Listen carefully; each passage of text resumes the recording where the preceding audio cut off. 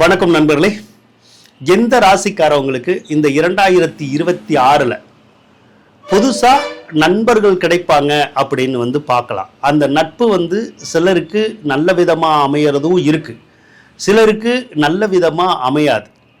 அது வேற வகையில் அமையறதுக்கான வாய்ப்புகளும் வந்துடும். காரணம் என்னன்னு கேட்டீங்கன்னா, அந்த நட்பு அப்படிங்கிறது சிலருக்கு காதலாகவும் வந்துடும். இந்த காதல் அப்படிங்கிறது கல்யாணம் முடிக்காத இளவயதினரை குறிப்பிடுறது இல்லை. இங்கே கல்யாணம் ஆகி அதுக்கப்புறமா வரக்கூடிய உறவுகளை தான் சொல்லப்படுது.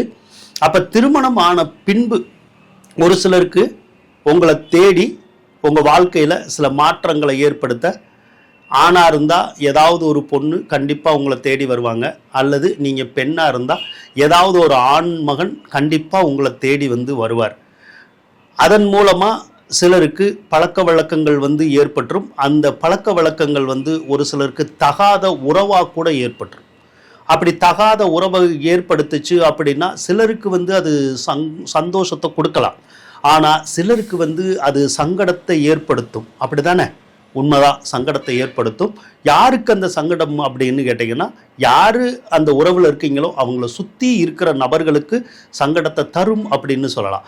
அப்படி எந்த ராசிக்கு உங்களுடைய வாழ்க்கையில் மாற்றங்களை அல்லது புயலை கிளப்பி விடக்கூடிய மாதிரி நபர்கள் வருவாங்க, உங்களோட சேருவாங்கன்னு கேட்டால், ஒன்று சிம்ம ராசி, அதுக்கப்புறம் மிதுன ராசிங்க, அடுத்து கன்னி, கும்பம், மகரம்.